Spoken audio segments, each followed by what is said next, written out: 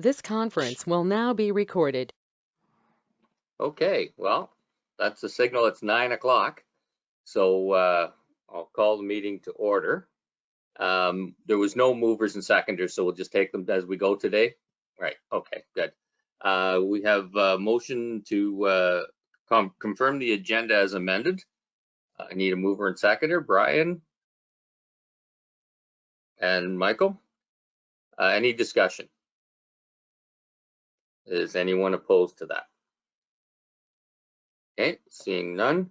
Any declarations of pecuniary interest, declare now or at any time. And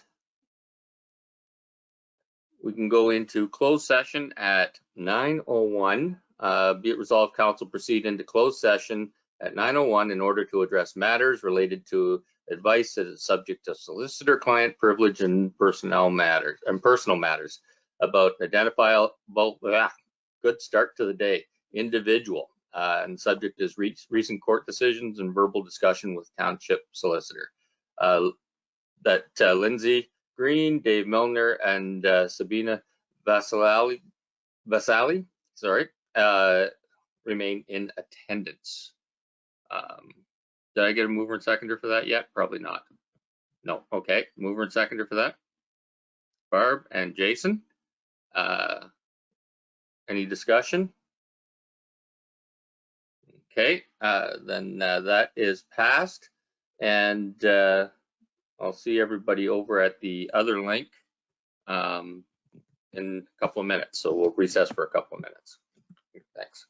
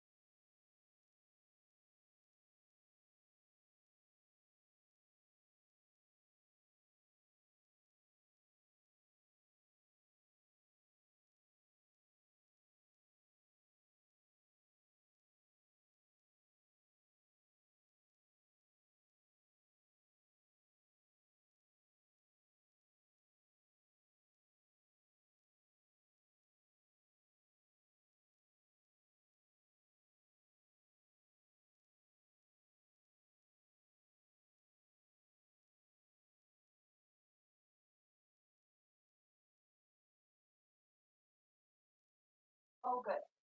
Mary, is that you on the line? Yes. Yes, I have that written. I have it written twice. I was looking at one.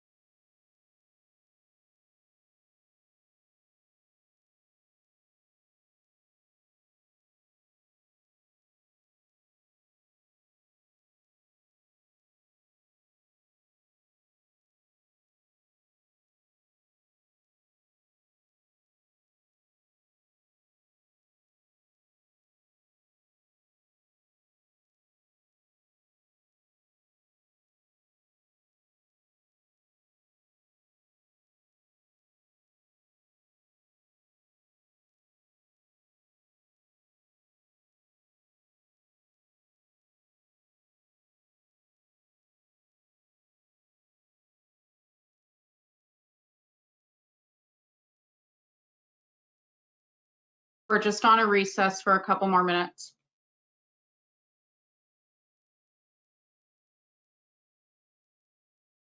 Perfect. Thanks, Lindsay.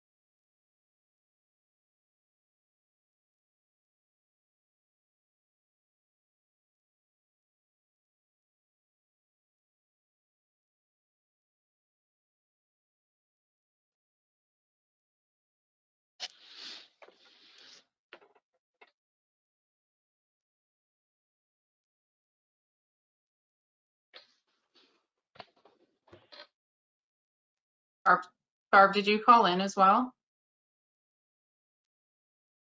I did. Okay, perfect.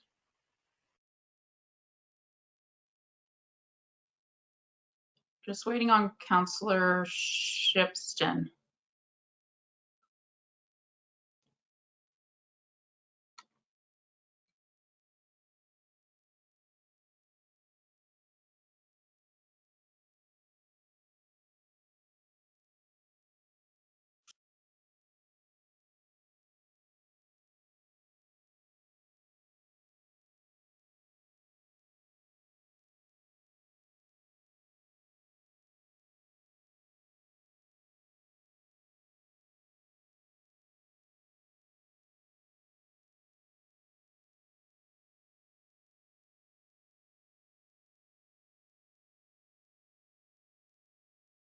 Is anybody else still eating Halloween candy? I learned as a designated or a dedicated firefighter that if you don't eat it right away, someone else might. So no, I'm not still eating any, but I But might get only, some on sale. but only if they know where it is. Yeah, I know there's probably others that can relate to this. When I put something away in a safe place, I forget where it is too. I can relate to that. Yeah, but Brian, Looks like- when you know you have 2 trick-or-treaters and you buy enough for 300, I think you're setting yourself up to have Halloween candy to Christmas. Hey, Don't it's tell like anybody my secret. it's like the conservation authorities planning for the 100-year or 1,000-year storm. You know, you just got to prepare. Who knows? That's right. It's the old Boy Scout thing. Always be prepared, right? And Drummore's going through a great big growth spurt right now, Oh, percentage-wise. yeah. I think we have Hardly everyone, safe. You get Mayor Woodbury. Pardon? We have everyone back now. We do. Okay. Oh, yeah, there's Martin.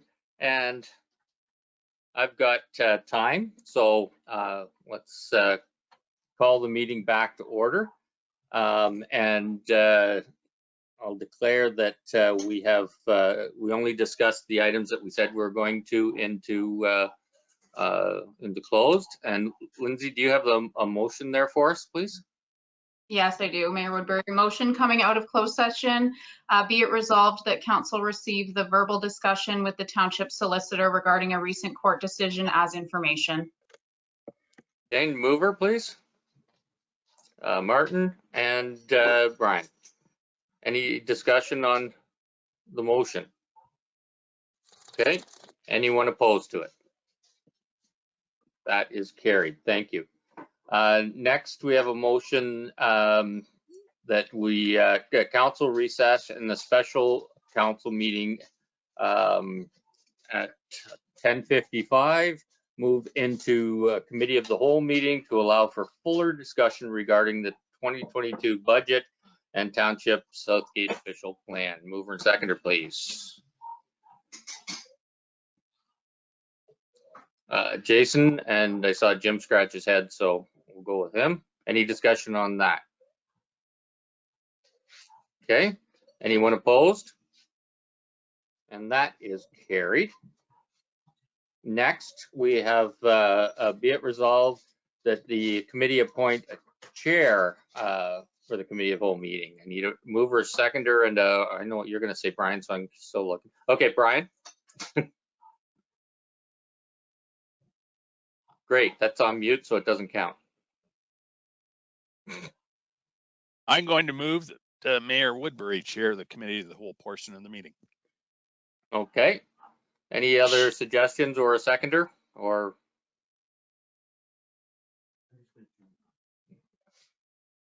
Okay, need a seconder? Nope. Okay, Barbara? Nope. I was actually going to move that we appoint Brian Milne to, as the chair. He needs some practice. Okay. So which one do we want to go with here? The motions are, sorry, in all honesty, Mr. Mayor, the motion's already been made to appoint yourself. So if you have a seconder, we need to deal with that motion on the floor, Okay. Yeah, see? He in doesn't my need opinion. practice. Yep, so seconder, please. Martin. Anyone, any discussion on that? Okay, is anyone opposed to that motion? Okay. Thanks, everyone. I guess I'm chair. So we'll move on to Liam's report. And I need a mover and seconder to put it on the floor. That's 7.1.1. Mover and seconder, please. Martin and Barb. Okay, so Liam, I'll turn it over to you for this, and we'll go from there. I made you the presenter, Liam. Okay, perfect. Just bear with me while I try and adjust my screens here. Okay. So I guess I'll start into the presentation, which is attachment 1 to the report. So this is the first go through of the 2022 capital and special project budgets for 10-year plan. So the purpose of the presentation is the high-level introduction to the 2022 10-year capital and special project forecasts, and to start discussing departmental detail if the discussions take us there. Just for everyone's aware, the budget information is available on our website, as noted.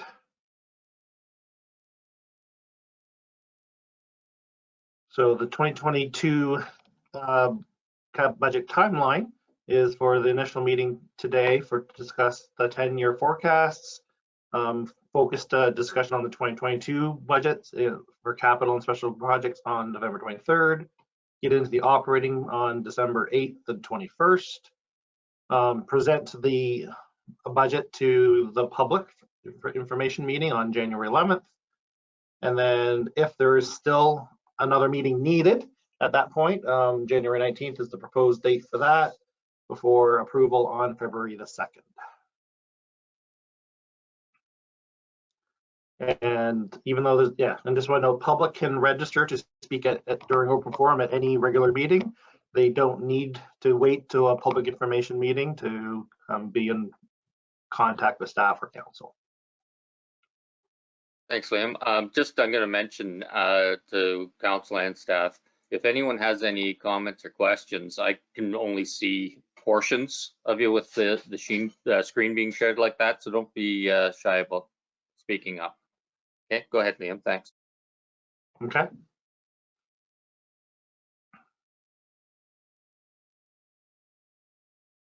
So the overview for the capital and special project budget, last year 2.3 million was raised. The current presentation requires raising $2.6 million, which is a 12.5% levy increase.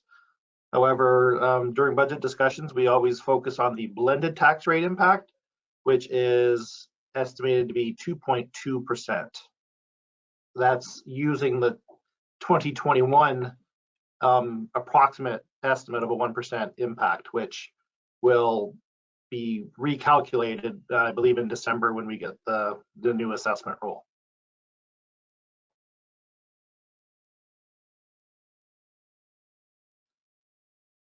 So just to remind everybody, the asset management plan has a financing strategy within it.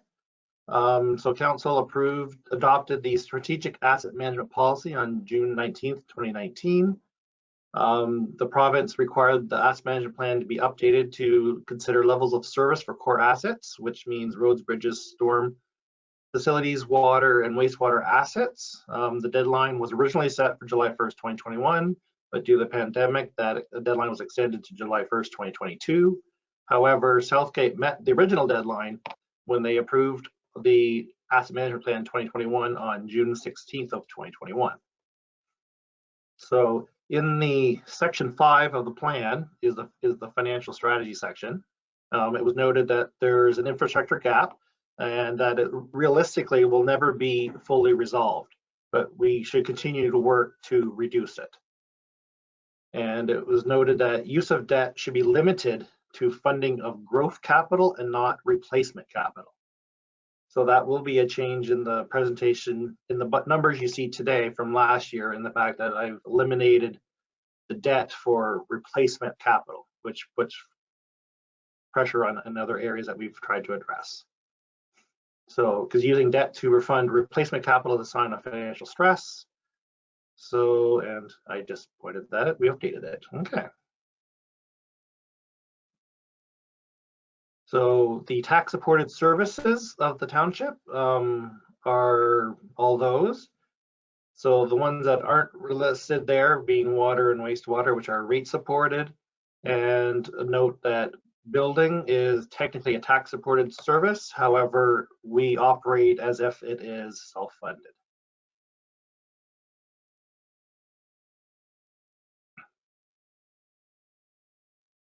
For tax supported capital projects, I'll just note that this year's presentation, I've tried to break out capital projects from special projects, because capital is capital on the balance sheet for TCA purposes, whereas special projects, it really is an operating cost and part of the operating budget. So this is just me attempting to adjust the presentation to sort of better meet the financial statements we generate and the asset management plan. So I'm discussing them sort of in conjunction because they have been commingled in the past. So capital projects alone in 2021 was 2.2 million, and 2.4 million is proposed for 2022.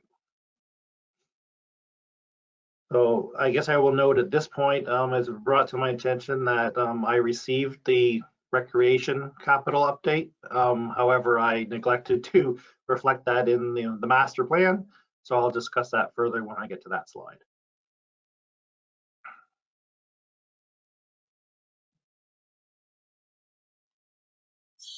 So tax supported special projects. So the details in there. So special project wise, the budget is relative to capital, not as significant, but roughly 1% on the tax rate impact. So those, as I said, those are operating projects that we would expense as operations rather than capitalizing. So the largest impact this year is in solid waste, and I will address that when we reach that slide.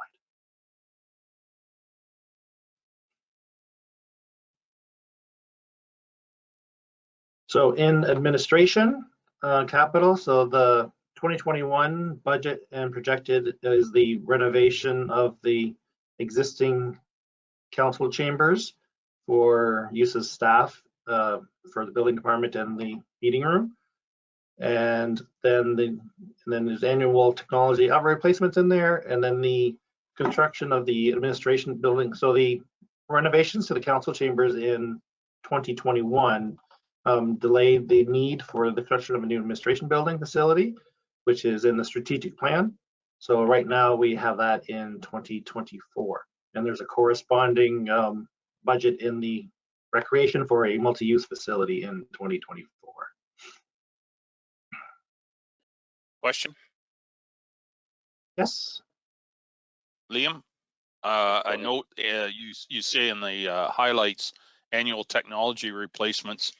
If my memory serves correctly, and that's never a given, but I believe the county has taken the approach that technology updates or upgrades or replacements will be, for the most part, an operational expense going forward.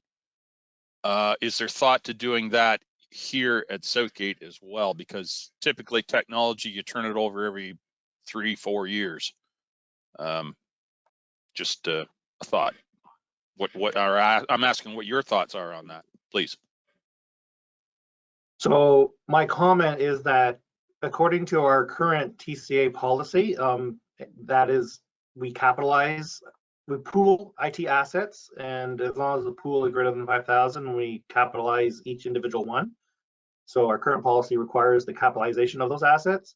Going forward, we are looking at the TCA policy with to see whether or not it needs to be updated, because it hasn't been reviewed since it got created in, I believe it was 2009.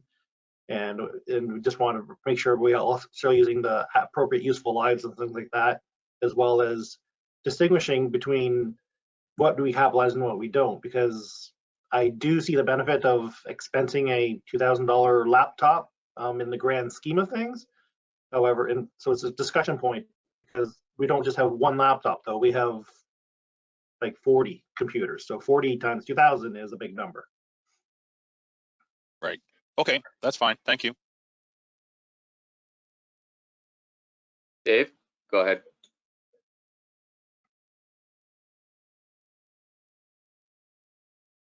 It's your turn to talk on mute.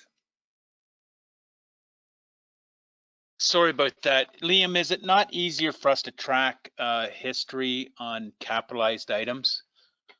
I'm just putting that out for discussion because that's a really important factor of turning over some of these assets. I'm not sure I understand the question. Do we track our IT assets? Well, is it easier to track IT assets when it's a capital expenditure, both from a tracking system for you and in our asset management plan?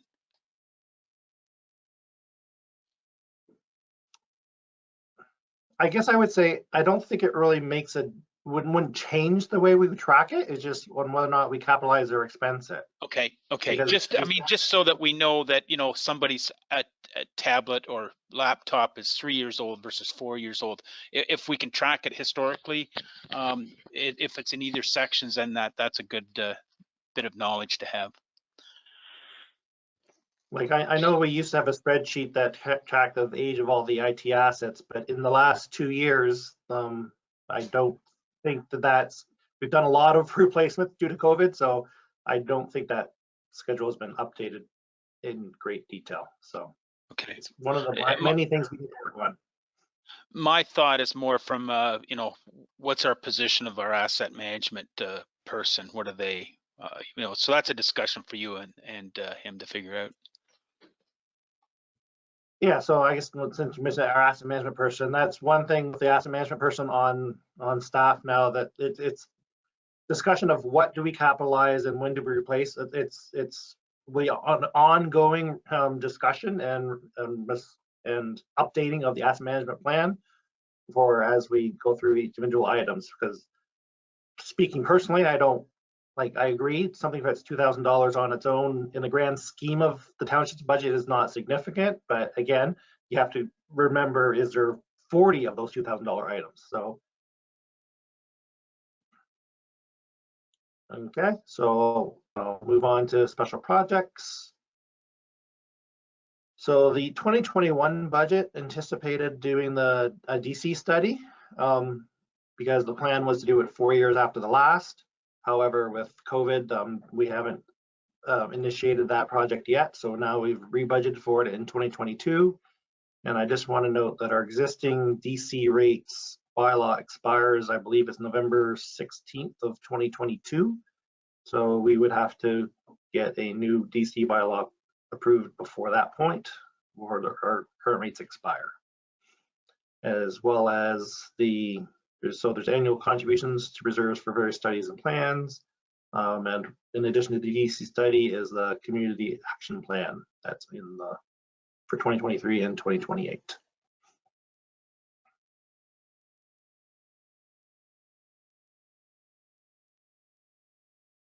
So in public health capital, we had been contributing dollars to a reserve for a future construction of a medical center. However, that construction of a medical center by the township has been taken out of the forecast, and the funds that were in the reserve have been redirected to the conversion costs of the Lions Medical Center and the Erskine Center. Because as I think most people are aware, the Southeast Grey Community Health Center is building a medical center that they will own.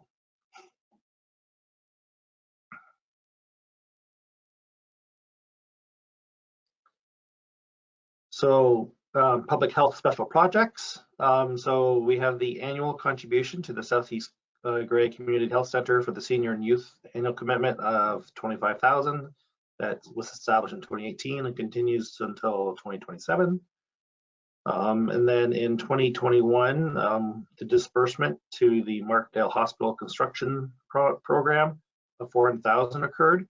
And as well as there was a new commitment of additional $60,000 in 2023. So we're funding that $30,000 in each of 2022 and 2023.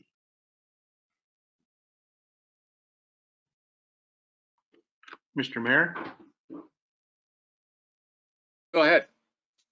I'm just curious for questions now. I'm just kind of wondering the 2024 Erskine Center conversion, the money that we're putting in for that.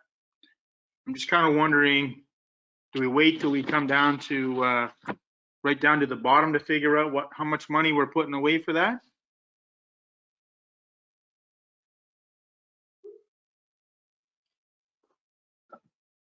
So the question is, do we figure out how much we should be putting away for the Erskine Center conversion? Right. So right now that we're basically using funds that we've already had set aside for a medical center construction. So I would defer to Dave if he has further comments. Would this building not be surplus after the new medical facility? Wouldn't we be best just to get rid of it? So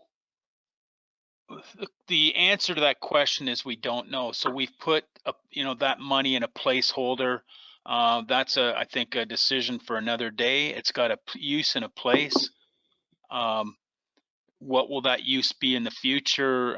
We've talked about even an Abbey Field kind of living center.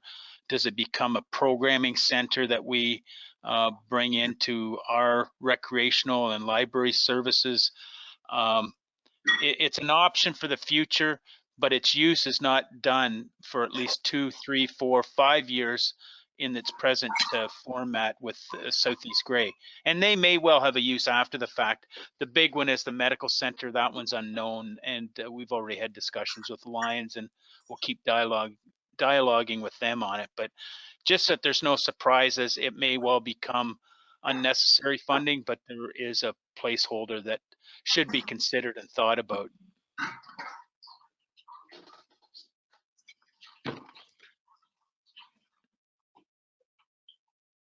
Okay, so I'll continue then if there are no further questions on that. Okay. So the next section is council. So council capital, the previous version of the budget anticipated new iPads for every election cycle. The budget has been updated for new laptops for every budget cycle. Or every election cycle, sorry. And then special projects, the election shows up as a special project of $40,000 every 4 years. And we fund that by $10,000 a year into our reserve.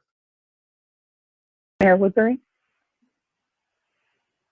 Go ahead, Barb. Thank you. Hi, Liam.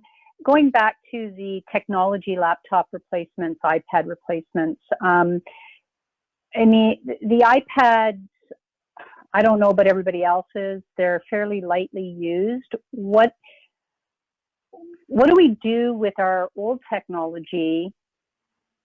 Do they get repurposed? Do they get sold? Do they go to the library? Like, I understand that they don't have a long life, but there's nothing wrong with this iPad at the present time. And I would just wonder, is that necessary to replace them, and what happens to them when they are? Thank you.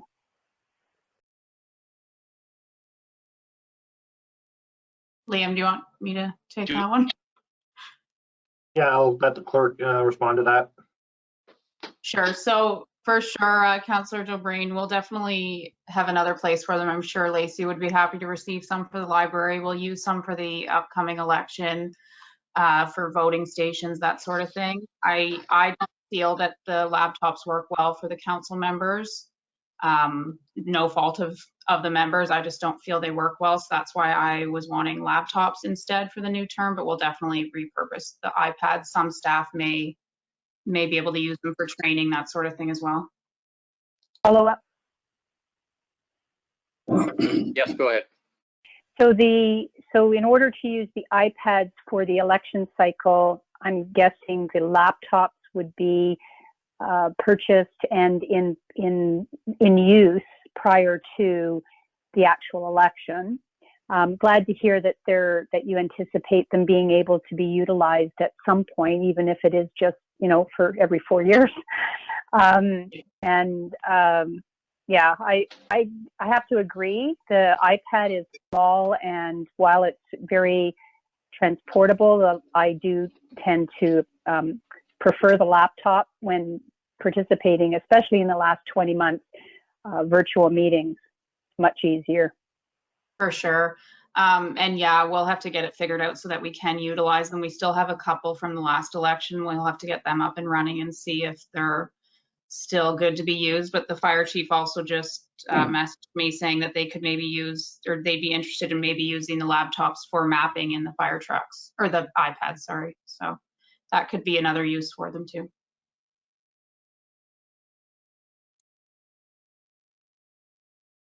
Okay, thank you. Don't see any further. You can go ahead, Liam. Okay.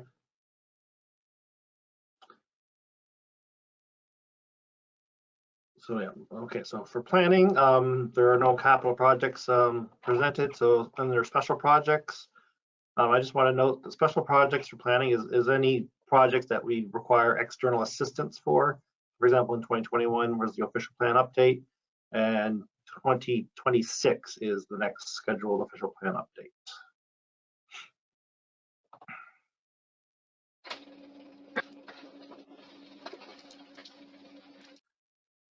For building capital, the truck for the new building inspector was ordered in 2021. However, it's not going to arrive until 2022.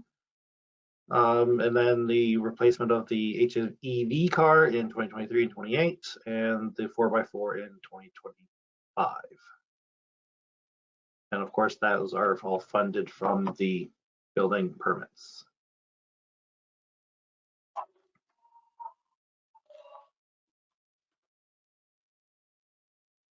In industrial land, the capital, the Highway 10 bypass road that was budgeted for 2021 and 2022 has been shifted to 2022 and 2023. And the sewage, industrial access road sewage pumping station in 2023 as well. The majority of those costs are anticipated being funded by development charges.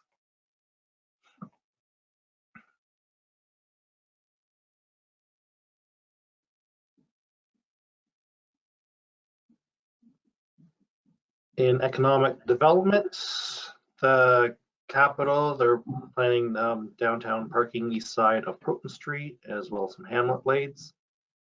And then more in the future, more downtown parking east side of Proton and the medical center.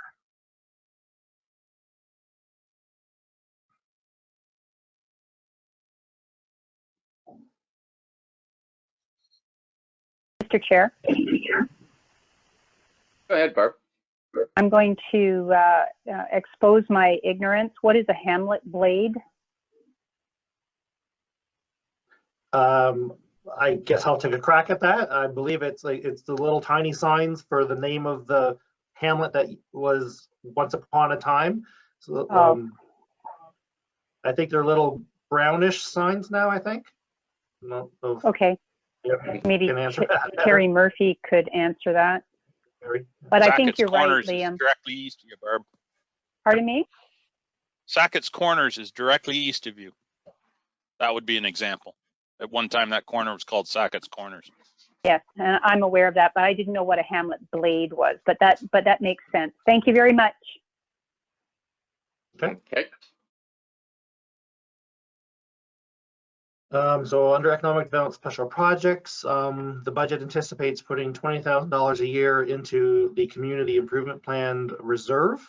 Right now, there is no budgeted expenditure, just because it's so crystal ball like as to how many dollars in an individual year that someone will be applying for, as the current program is relatively new. So as we get more information, we'll probably put in a forecasted expenditure each year. Probably not in this budget process, but definitely probably the next one.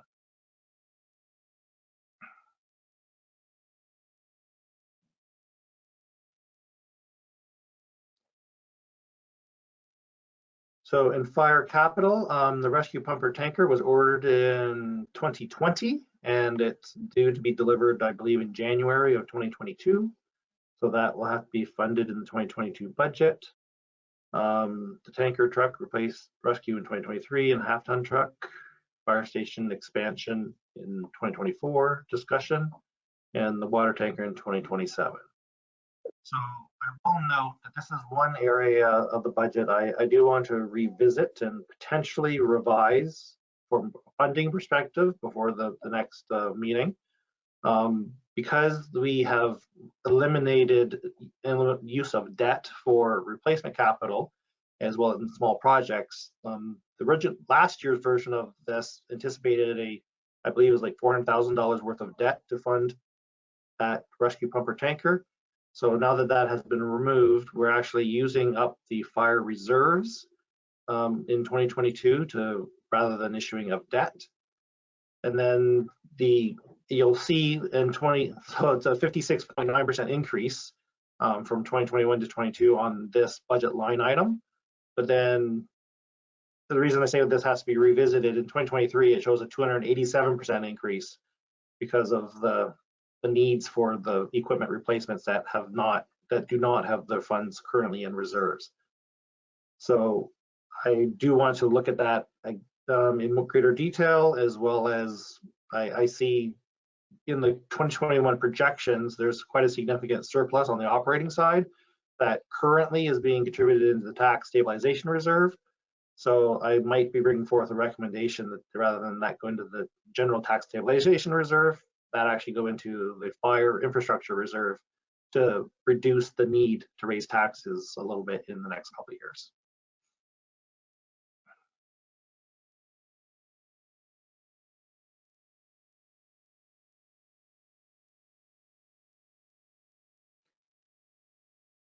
For recreation, as I said at the start, I received Kevin's information back in October. However, I missed updating the master file with it. I thought I had, but obviously I hadn't. So this information presented is essentially what was in last year's version. So it will be updated for the next presentation. And I will just comment that in Kevin's 2022, he's got a pool building at a cost of $500,000, which is mostly being funded by a grant, and ball lighting for $250,000, which is mostly funded by a grant. And then that ice resurfacer has been pushed to 2025. The multipurpose community facility is still listed as 2024, as well as the arena community center and arena facility in 2028 is still in there. So I apologize for that, and then that will be updated in the next meeting. Okay, thank you. Martin and Barb. Yeah, good morning, Liam. Morning.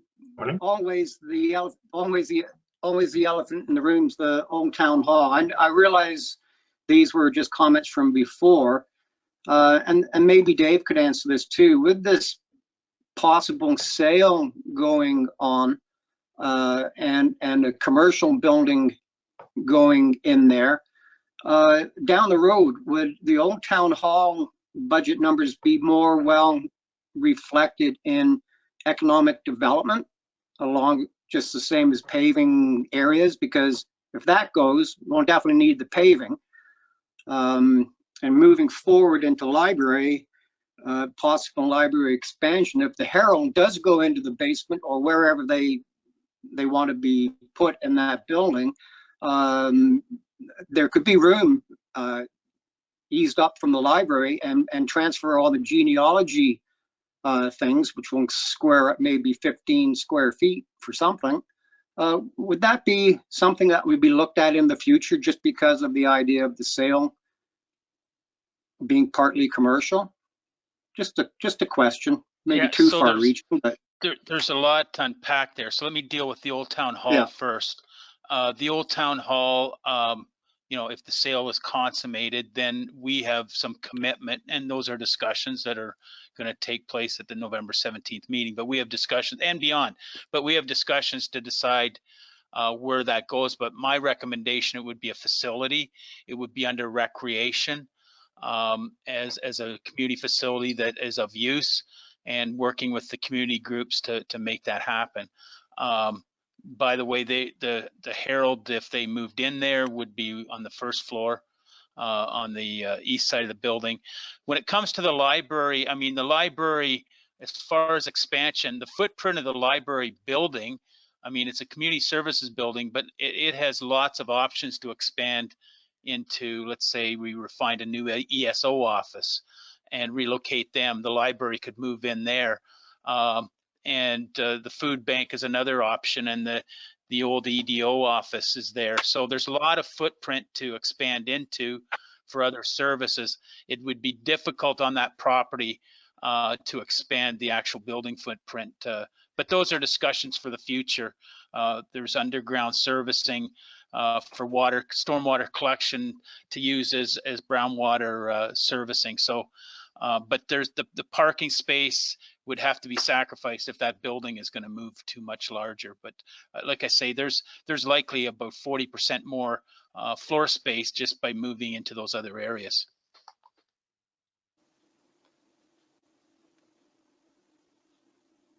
Okay. thanks. Yeah, thanks. Barb?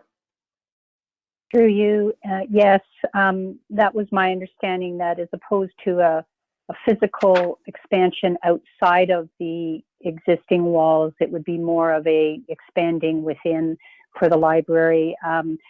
The Old Town Hall, if this deal goes through, where we sell the building to Wellington Capital Corporation, there was a commitment of, or a request, and whether that goes through, of $100,000 to $200,000 capital investment, the equivalent of, you know, perhaps what it would cost to demolish it.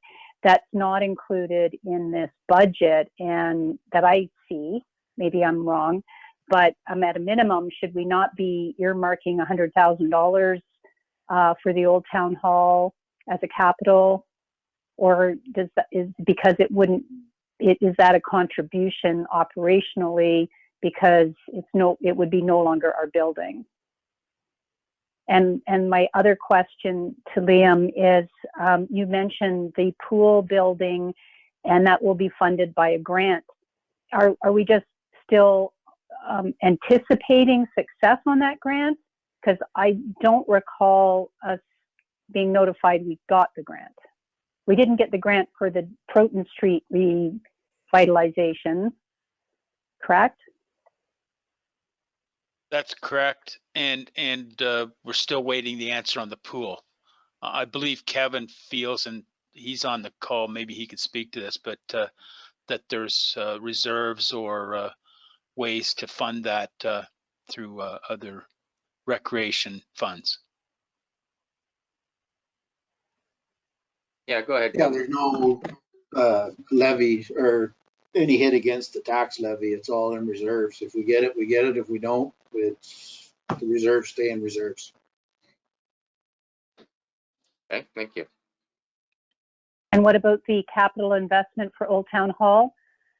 Dave or Kevin? Yeah, I think that the thought there is until council approves something, we wouldn't put it in budget unless they wanted to give us that direction now.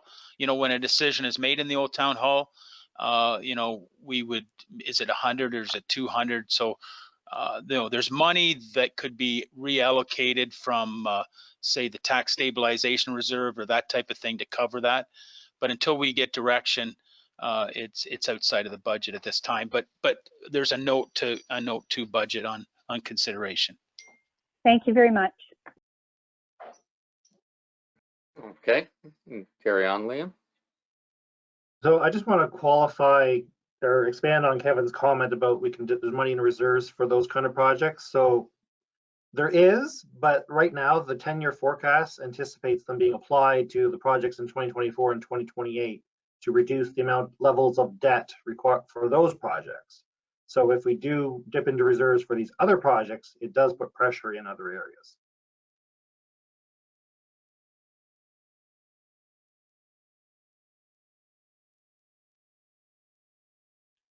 And for the library, I think we've sort of already started talking about in 2028 the library space expansion that's listed in there. And then as far as the remainder is just annual contributions to fund that expansion, as well as collections and furnishings. So one thing that I've loaded in my version is to start building the reserves a little faster for that expansion in 2028. So that's why you'll see a 26% increase from now until 2028. Now, in the terms of the library, a 26% increase in 2022 is $8,000, and up to, I believe I think I wrote this down, about 24,000 in 2027. So it's significant 26% but it's 24,000 in 2027.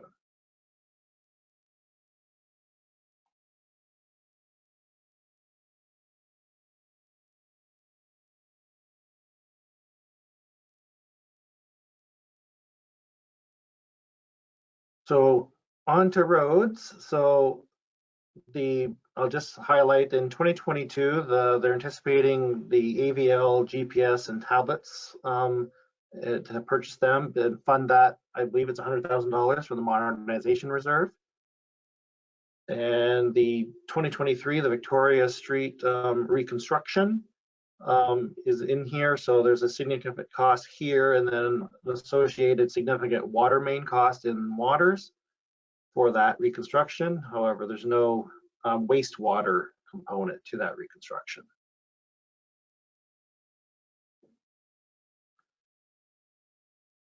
And I just want to remind or state that if anybody's curious as to what the Canada Community Building Fund is, that is what used to be called the Federal Gas Tax Fund. They've expanded the fund significantly since it first got created, so it's no longer funded by gas tax, so they've just renamed that fund.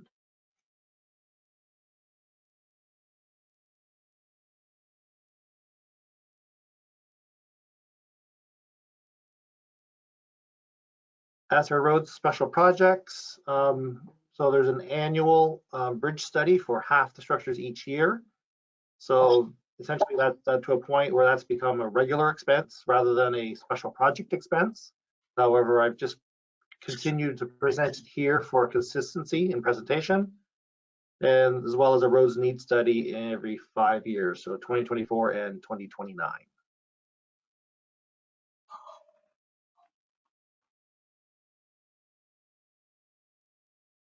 Question? Go ahead, Brian. Thanks, John. Liam, in regards to the road needs study, would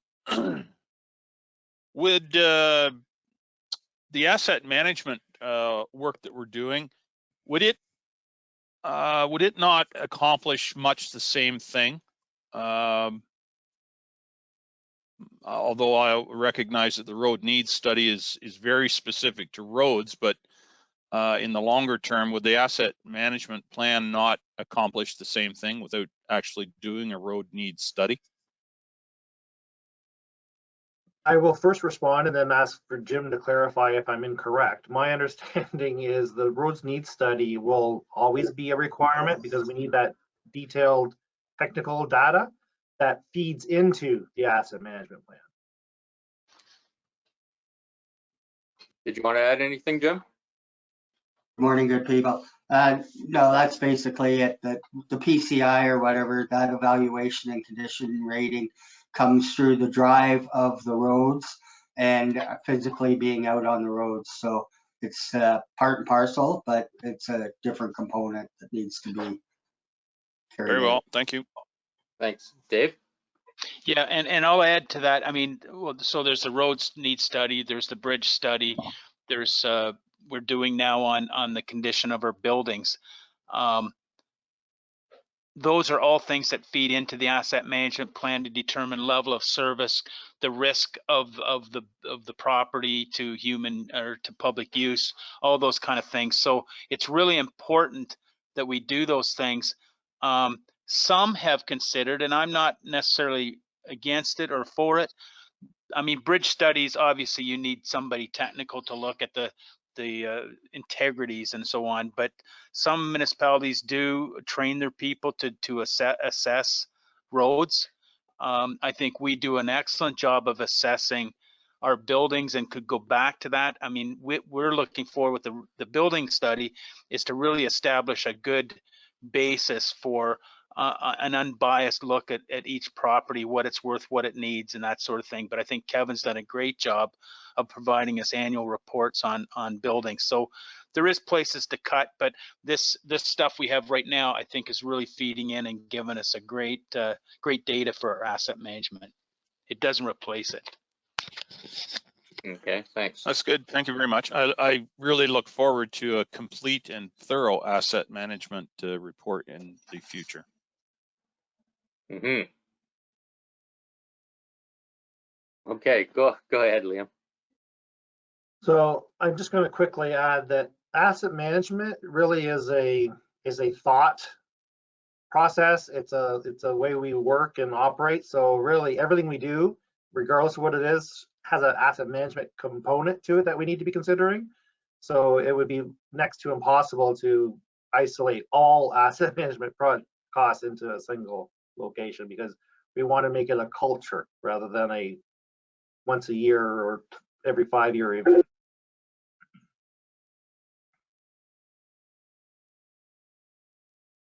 Go ahead, Jason. If Jim's on the line there, actually, what Dave said, I agree with him there. Kind of like that point. I see we have to have a guy to study the bridges or whatever, or someone. But as far as the road goes, I wonder if, like Dave said, our guys should know the roads as good as anybody. Anyway, I thought that was a good point. But just going back to the road paving and reconstruction projects, what we all know some of these roads are getting in rough shape. Just wondering what does it cost to, if Jim knows roughly, to pave a kilometer or mile and a quarter or whatever of road. I'm not sure I ever really knew that. And just wondering, just because I know some of these roads are getting pretty rough shape out in the country. Yeah, go Well, ahead. some of them, depending now, we're doing, looking at another philosophy as well. As you know, there's heavy truck traffic in areas. So we're probably proposing to do at least a minimum of 75 millimeters of asphalt compared to the 50 millimeters that has been the past practice. And some of the lighter roads may still take 50 millimeters. But that is our concept we're going forward with. But you're looking at somewhere between a couple $100,000 a kilometer for asphalt, and some extra work that would maybe need to be done for culvert replacements or whatever, at least 200,000 a kilometer. Okay, thank you.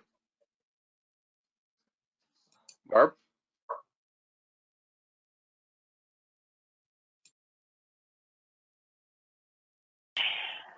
Couldn't get my toggle to go. So to that point, through you to Jim, that is asphalt, 200,000 a kilometer. Can you break down that surface treatment per kilometer and maintenance of gravel roads per kilometer? Or just the resurfacing? The surface treatment as opposed to 75 millimeters of asphalt. Yeah, in the report, I think it's about $50,000 to do 2 kilometers, so it's about 25,000 a kilometer for single surface treatment. Gravel, off the top of my head, we're probably looking at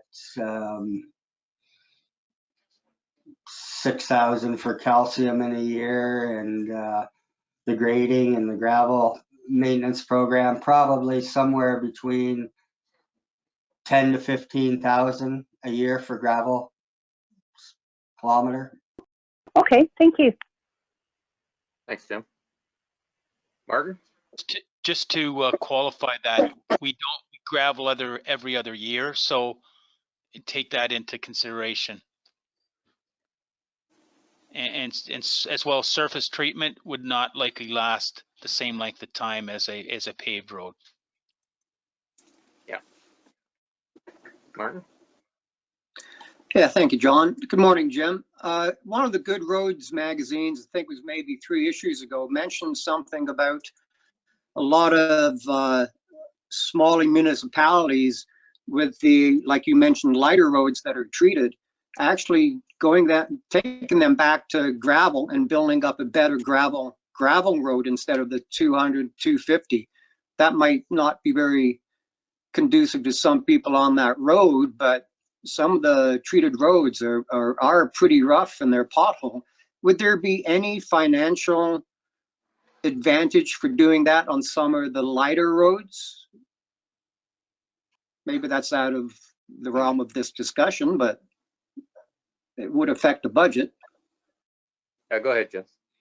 Well, my rationale report that's also attached with this presentation, it talks about some of those details, and it talks about this year we were supposed to turn 4 back to some gravel, but with the hot box asphalt machine that we have now, we've applied that asphalt and it seems to be hanging in there. So we haven't converted that one back as outlined in the report. We're seeing if it'll stand up a little bit further and keep that pavement there. Maybe it's not the most comfort ride road for sure, but it does keep the pavement there. So that's kind of our philosophy, and we're going to try and keep it there.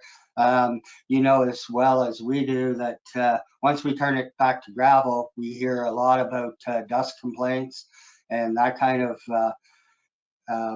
resident inquiries all the time. So we do apply calcium, as we say, but sometimes, some years it doesn't go down as well as other years if it's too dry of a year or whatever. But anyhow, those are the consequences if you go back to gravel. But anything that we would go back and put into asphalt, we are going to make sure that the base is proper before the asphalt's laid on it. So. Okay, awesome. Thank you, Jim. Thanks, Jim. Jason? Maybe this is to Dave. I just like seeing 2023, the sale of the Stevens pit.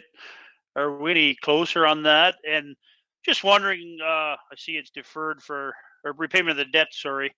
The way the land values have gone, you know, if we did get that sold, if a miracle happened, could we, you know, throw some of that money towards the roads that are, you know, getting in rough shape just because of the price, you know, the way the land has went up in value? I don't know, it was just a thought. Yeah, absolutely. So for sure we could turn that money from that farm and I mean, they're going up in value every year. So that's been a good asset for us. But the delay in the pit, there have been, there's discussions out there that the ministry may look at putting a tort fee in place like we've been asking for about 4 years now at ministry delegations. I think they're quietly working on it. So we're researching that before we just go looking at compensation methods to solve the pit objection.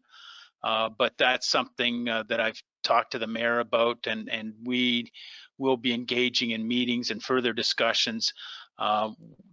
I think we need to engage a consultant, our pit consultant, to get back involved in this thing because it's complex, but it's time to bring it to a head. If they're not going to put the tort fee in place and address this issue, we got to move on. But we also have to start building back up a relationship with Son.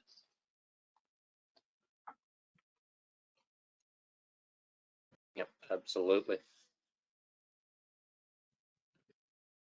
Mayor Woodbury, Yep, go ahead. can we just get a motion to go past noon?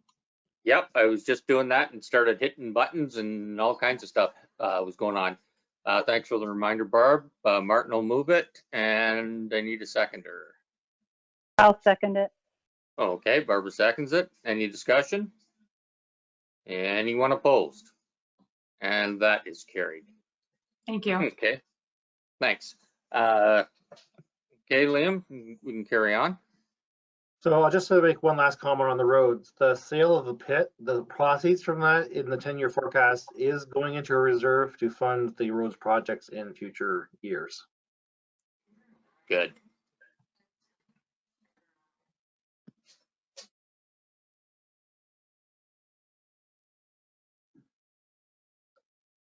So in solid waste, I think it's pretty much standard compared to last year. The roll-off containers, install 2 monitoring wells. The final repayment year for the roll-off truck that was borrowed from the wastewater reserve is being done in 2022. And then the collection truck replacements in 2023, 2025, and 2029. And on the special project side, we have that waste relocation of old fill.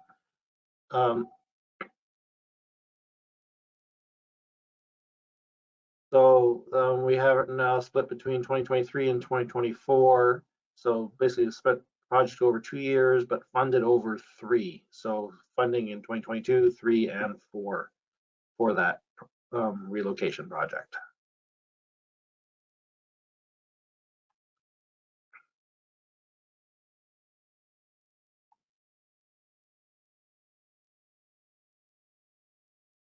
In the cemetery capital, the only thing, well, there's 2 things listed. There's the columbarium in 2028, which is funded through niche sales. So as niches are sold, a certain portion gets put into reserve for a future columbarium, as well as a tractor in 2023, which is being funded by the $5,000 a year from taxation.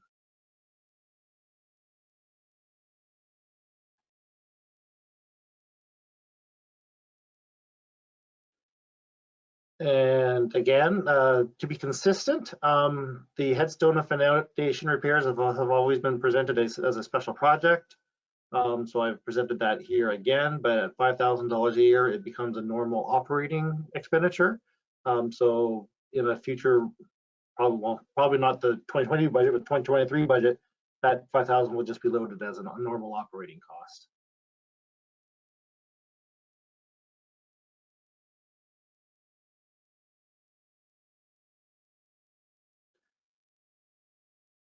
And then on to the non-tax supported departments, wastewater and water.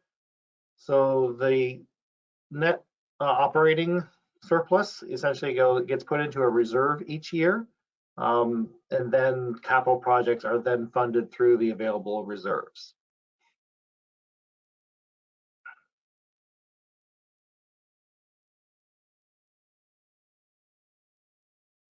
So for wastewater, just because it's rate supported, and I just sort of lumped capital and special projects together for the purpose of this slide. So the major thing is the sewage treatment facility upgrades in 2022. So right now there's a $16 million placeholder still in there. However, the consultant is exploring alternatives, and the hope is that the upgrade cost can be limited to $2 to $5 million. And we'll update the budget accordingly when more current information is known. I've already mentioned the 2023 Victoria Street. There's just an extension to the wastewater system to Ida Street. That is not part of the rest of the road reconstruction and replacement that the water main and the roads are getting for the rest of Victoria Street. In 2025 for the Ida and Echo pumping stations, and then work on the Main Street West pre-design for extension in 2026, Glen Elk Sewer in 2028, and Ida Street North Glen Elk Sewer in 2030.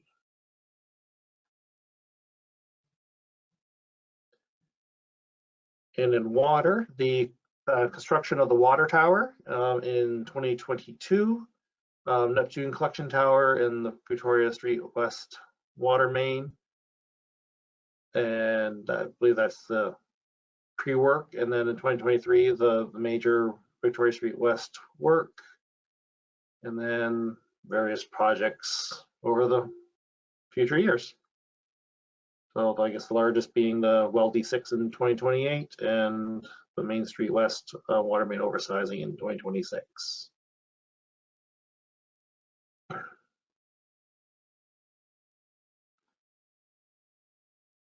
So that sort of concludes the high level introduction of the numbers. So if this is just an opportunity to any detailed discussions that council may have on any individual area. So I just highlighted the discussion items to be the community facility that right now we've loaded under 2024, and then just the old town hall treatment. I think we've already discussed briefly. There is in here fire station expansion, Dundalk Depot expansion, and the wastewater and water expansion of capacity due to growth. And then whether or not we want to get into department detail at this meeting or talk about the proposed tax levy increase. Because right now this presentation is a 2.2% blended tax rate increase, and that's just for capital and special projects.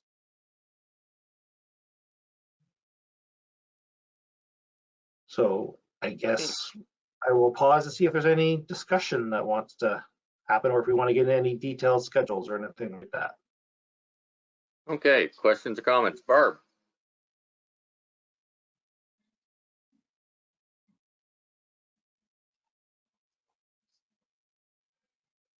We can't. Sorry, the Oh, there phone you went to mute as well. My apologies. 2.2 is just for capital and special projects. We're anticipating what cost of living at probably 4.5%. And then any other operational increases are like 2.2 initially for it. I mean, it doesn't scare me too much because we do have to invest in our assets, and we need to start making progress in that. But I think I just need some kind of, what does this mean for the overall, when we get to December and we're talking about capital and operations. Okay. Sticker shock. Yep. Okay, anyone else? Okay. Do you want us to respond to that comment from Barb? Sure. John? Yep. And I then guess Brian. I'll start. Yeah, I'll start just by, I think this is a fairly robust budget from the standpoint of really addressing some of the future needs. Maybe some of the stuff is in 2023 and 2024, but I believe that we have capacity with the tax stabilization reserve that let's propose that operations come in at 3% or 4%. There would be capacity with the tax stabilization reserve to maybe pull a percentage or two out of that and try and get, say, if we can only get it down to 6% based on inflation, that we could ratchet back to, contributing 1%, 2%, or 3% from tax stabilization. I mean, that's not a great thing because we got to find that same 1%, 2%, or 3% in future years as well. But I think it's just things to have in your mind. I mean, is there some belt tightening? We won't know until we get to the operations, but I think it's just important to have that consideration in the back of our minds that we do. We've got some good contingency plans, but anytime you contribute to prop up a lower tax rate, that's never captured again in future years. So you got to find it again and again and again. The belt tightening is the better solution, but we still can't hamper our operations and not deliver, good roads and so on. But it's the crystal ball's required, maybe. Yeah, absolutely. And The other big issue with, excuse me, big issue with this is that we know what happens if you don't fund our assets properly. They just deteriorate more and more. So, Brian. Yeah. Thank you, John. Liam, I'm just wondering, and I guess this question is directed to you, or Dave maybe, or both, I suppose. Through the capital budgets here, so far at least, has there been consideration given to the climate change initiative? Things that we can do, i.e. scale back, do we need full-size pickups? Would a small pickup or an SUV work better with better fuel mileage, whatever? Have we thought of perhaps in the cemetery, maybe it doesn't need to be quite as manicured as it has been in the past, or other pieces of grass in the township? I know, admittedly, these are small things, but if we're going to get serious about climate change or our expenses, is there consideration given to scaling back some of the stuff we do? And I guess that's, a lot of those things are operational, of course, but I guess my question is, are we keeping an eye on those sorts of things when we're talking about, at least at this point, capital items? Yeah, go ahead, Dave. I'm not sure. Those are really good points. I brought forward a climate change report just recently, and that we're going to jump onto the county plan. But I also created a document that I'm going to ask departments, and we're going to have a meeting about that here shortly, to really roll that out and make it part of, okay, you got to do a capital budget, you've got to do an operating budget, you've got to do other things. But the one thing we're going to look at is definitely what climate change strategies, procurement, buy an electric car rather than a pickup, or buy an electric pickup someday. But these different things, yes, we have to look at them. But I'm not sure climate change is going to come with likely some efficiency, but not less capital layout. And if I might, Mr. Mayor, I guess I wasn't suggesting that the capital costs would be necessarily less, but with a climate change or less energy need on the capital side, it would impact the expense or the operational side to generate less expense. I guess that's kind of where I was going. Yeah. I'm sure I probably didn't phrase that very well, but that's where I was kind of going. Hopefully those capital investments will do those kind of things. But we still have to plug that electric car in and pay for electricity. Hopefully that's at a cheaper rate, but positive climate change. Getting rid of, there is no doubt. I think it's an adventure, it's a discussion that we have to explore and see what's creativity that staff have to possibly take capital investments and translate them into operating savings. Because for every dollar we put in capital, if that would save $1 in operating, that's 10 over the next 10 years. So there's huge advantages, but I'm not sure everyone will translate. Well, I think we need to start. No, absolutely.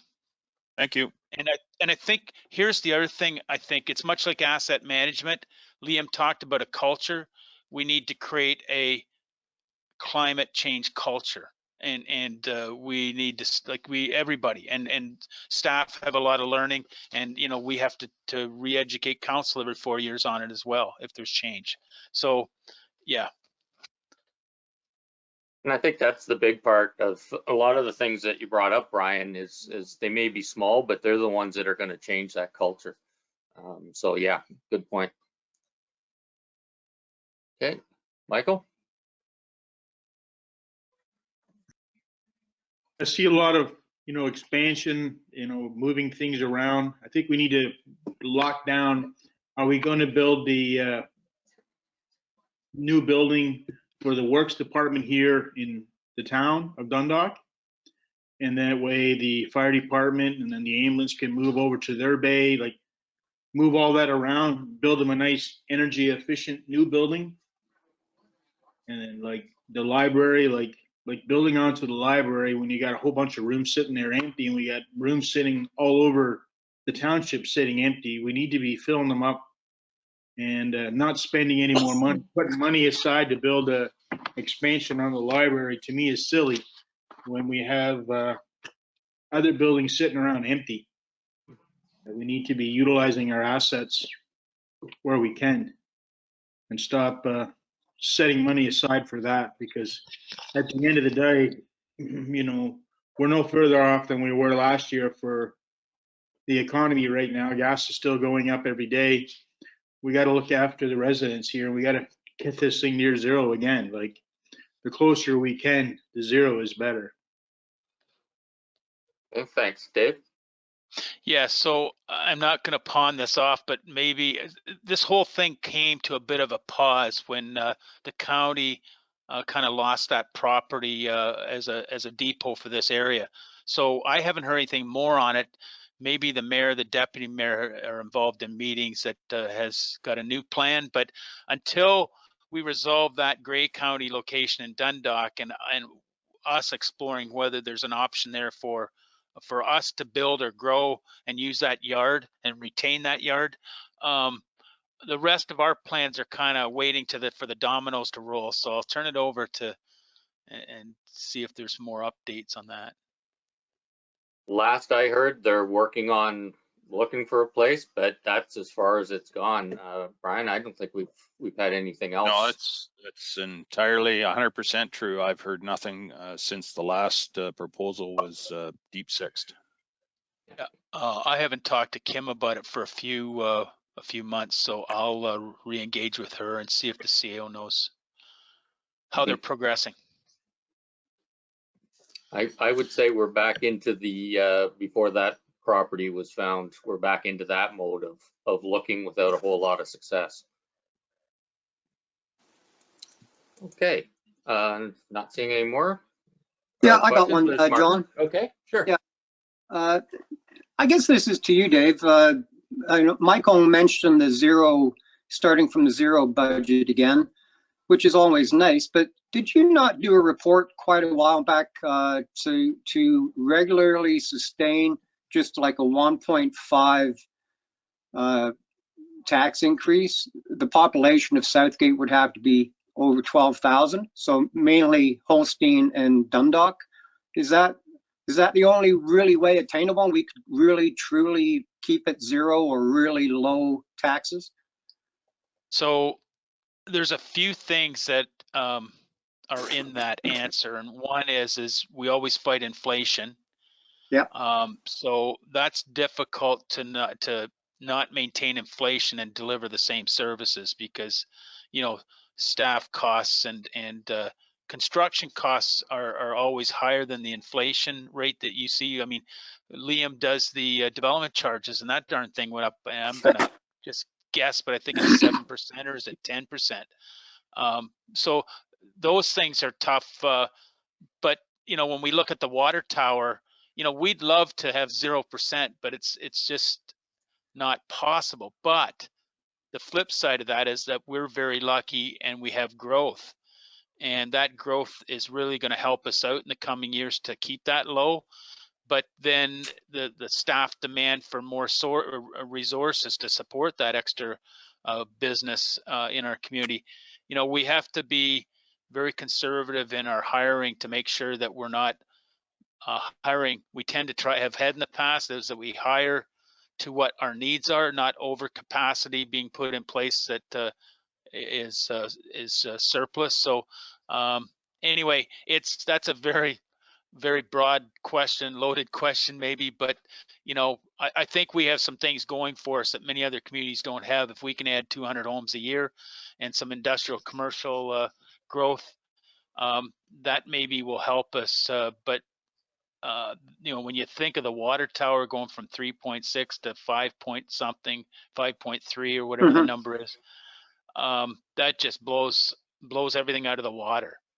Yeah. We have to, as a society, get back to inflation prior to COVID and not this COVID impact. It's gonna, like, if that COVID impact continues, you're going to be looking at easily a 10% increase for a couple years to catch up to that crazy inflation rate. But Yeah. I hope not. I mean, I'm maybe talking doomsday, but somebody has to do something to get back to pre-COVID inflation. Yeah. Good point. No, I just wondered about that. If we can keep it as low as we can, but there's a lot of factors. So thanks, Dave. Appreciate it. Okay, Jason.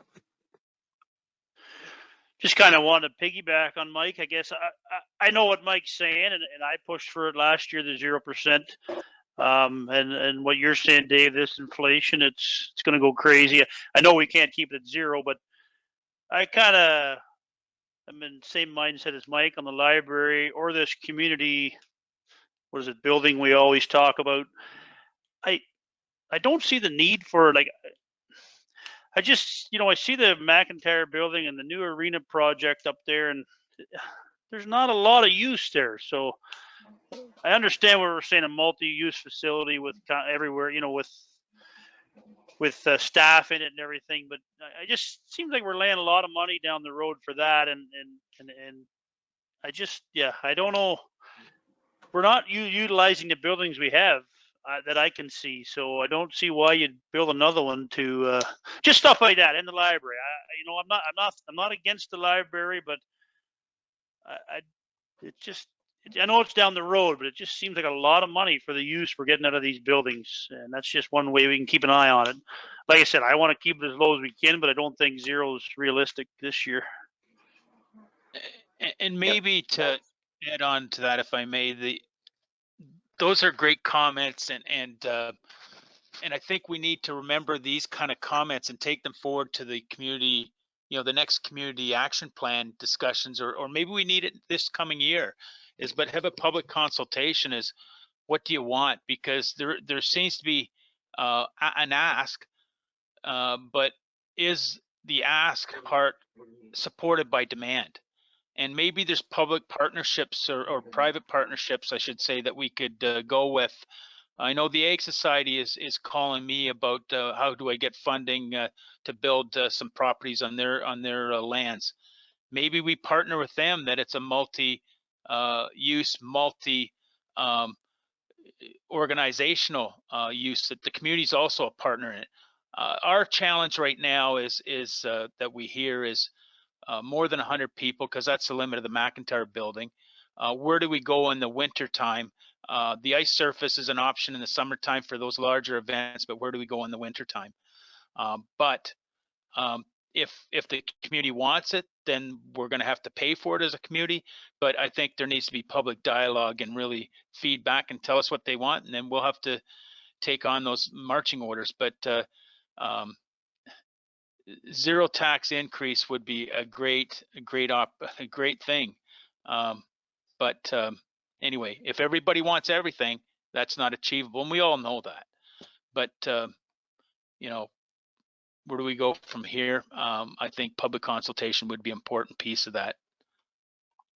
Yeah, absolutely. Barbara. Through you.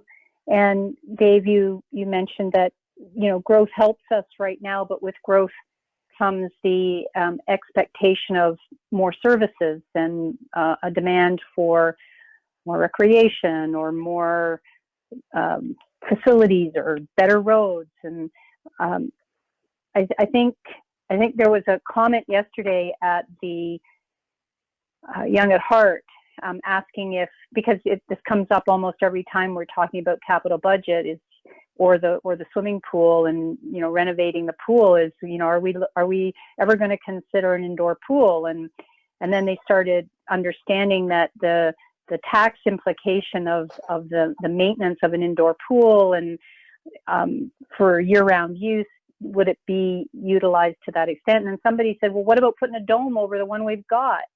So that, you know, that's kind of thinking outside the box, and, you know, maybe that's something we can explore. But yeah, it's the increased demand for services, and add that with inflation, it almost negates the increased assessment that we're getting as a result of the growth.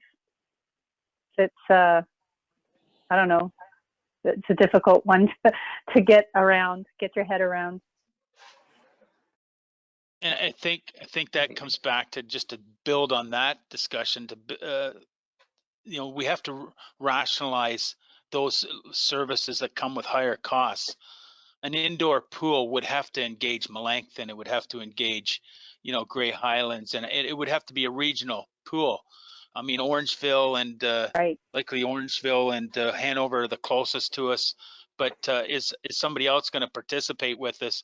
You know, the next arena in my mind, Feversham, Dundalk, Flushington, Markdale, Rockland, is 2 ice pads in one of those central locations a better option. So, you know, can we afford these big things? I'm not sure. And I think that's what society's going to have to rationalize with. Are they willing to go further for their services? And if they don't want to go further and they want a new arena here someday, then that comes at a cost, and it's not going to be 0 or 1%. But yeah, anyway, great discussion. Yeah. Okay. Any further discussion on this stuff? I think we've got kind of given some direction. See, Liam. Oh, Jim, you want to say something? Then I'll get Liam. Yeah, Dave, you had made an agreement with Flato to pay some of the costs for the bypass road, Highway 10. You're muted, Dave. Sorry, yeah, council's directed us to work with Flato to do that, but agreement has to be forged, and there has to be, you know, approval by council on that type of an agreement before we just go and do it. But that's the direction we're heading. Okay, so that industrial land item 4.7 for 2022 will have to be revised, right? There would be some revision there possibly, yes. Yeah, okay. The other thing that I'm maybe going to bring up that we really haven't talked too much about is there's concerns about policing, and there's good discussions going on there. You know, we may have to consider levels of service and policing, but we'll wait to see where those discussions go. I'm glad you brought that up, because I've gone through all of these papers here and haven't seen anything for the OPP. Yeah. Okay, Liam. So my comments were back to Deputy Mayor Milne's comment about climate change, that I do believe staff consider climate change when they're making their capital decisions and impacts for going forward. I think they're not being documented on paper to prove that that isn't being considered. So as the asset management plan evolves, there is discussion of having some sort of project sheet, and on one of those line items will be climate change, because asset management is not what it costs today to buy the asset, is how much is that asset going to cost us over its life. So therefore, if a new truck, for example, burns less fuel, then there'd be less operating costs going forward. But speaking of personal experience, having that electric battery in my car is not necessarily a cheaper option, but it is better for the environment. So, Okay. And my second comment is just for cost pressures and the tax levy increase. I just want to, and I know it's been said that it's been realized we probably can't be zero, but, and I haven't developed the operating budget yet, but we do have significant cost pressures coming forward there, because I know our development charge, construction index was like 11.6%, and our September COLA was 4.4, but even though we use October, so that's not published yet, and our insurance went up 34%. So there are a lot of line items that have significant pressures to them. So I haven't quantified that overall impact, though I can confidently say it's not going to be 1 or 2%. Yeah, I think we could see that one coming. Yeah, and to me, a lot of it comes down to breaking things down into the way I do in my mind is the gotta do's as compared to what are things we actually have an option on, you know, and so as we go through that, we'll see. So I don't know if we have an idea of a range, but I always kind of worry about doing that because I think sometimes in the range you put undue pressures on gotta do's. Jason. Just wondering if we've given any thought to like development charges. We have the growth, I guess, coming now. People want to come, we hear. Should we be pushing up our development charges? I don't know. Just an option, I wondered. Mm-hmm. Dave? Yeah, so to answer Jason's question, Liam mentioned it that our development charges bylaw is up or comes to an end, our present one, in I think it's November of 2022. So we've already talked to our consultant that did the one in the past for a budget number to put in here. And what that exercise will do, we'll look at, and council will be involved. Okay, if we're going to do this, you know, upgrading of the Grey County yard because of growth, we're going to put that in. Are we really going to do this community facility or not? And we keep, although it is in. Do we keep collecting for that? But if there's a bigger fire truck, so keep those things in mind. We'll have those discussions, and climate change will have to be likely part of those discussions in a new development charge. That what services do we need in the future as far as, you know, bigger ditches for resiliency. I'm not sure whether that fits, but that's why we have a consultant, because there's many parts to a climate change, which I kind of want to go back to Liam's comments. You know, we're talking about taking our storm ponds and all these things, and can they handle this higher level of storm effect? So that's resiliency. You know, energy efficiency for sure, making things better for what we're doing and saving maybe operational costs. I mean, there's an education piece. There's financial incentives to get the community to do these things. Hopefully there'll be a lot of partners in that from the federal government and the province, but it's also procurement and policies that have to be looked at to make us a more climate change successful, I guess, community, if that's the right term. But back to development charges, it's a very robust process to look at water, wastewater, fire administration, roads. There's a few others, recreation and planning and all that sort of stuff, to make sure we get the projects that will create growth over the next 5 years and beyond in a new development charge. So some things will get taken out because we're done, and some things will get put in, and we need to make sure they're all in. And that even comes down to if we need 5 new air packs at the fire department because of growth, that would be put in there. Okay, thanks. Any more comments, Brian?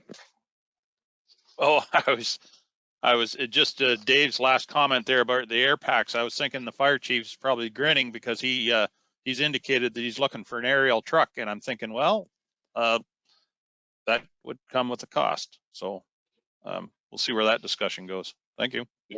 Yeah, sure would. Okay, does that give you enough on that, Liam? And kind of where we're.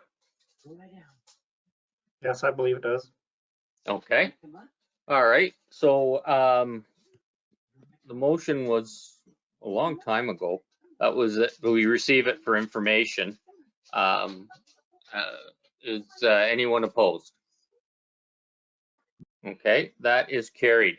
We're going to, I don't think we're going to finish this up in the next 10 minutes. So do you guys want to break for lunch and start back at 1? Or are there any other suggestions? What's Mr. Davidson's plan, Lindsay? Is he to come in at 1 or? Oh, he's on the line now. Yeah. He or is. how, We had agreed with Ron that we'd just let him know when he was up, but I'm wondering if we just finish the budget part of it, like go through Jim's 2 reports and the SVCA correspondence and then Sure. take a break. I don't know if that would make. That's fine with me. Or we can amend the agenda to move Ron forward now and have him present it. Whatever. Ron, do you have another commitment or anything? Folks, I have all day.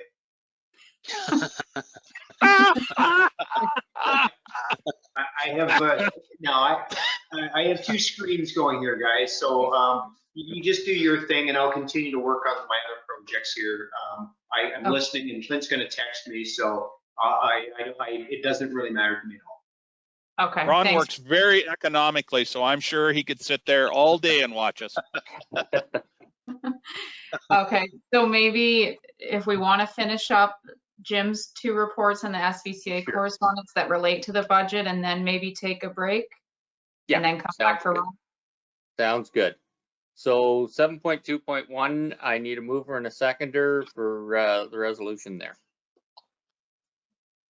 Jim and Martin. And Jim, are you there somewhere? There you are, over there. Jim Ellis, is there anything you wanted to add about your report, or?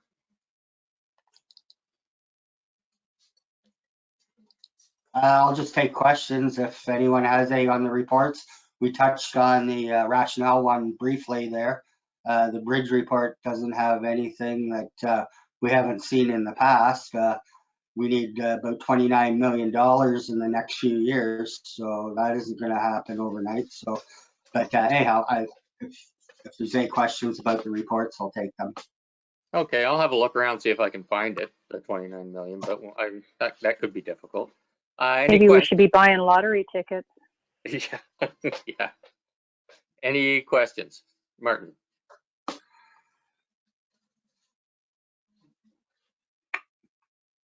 Muted, Martin. I'll add my money to the jar.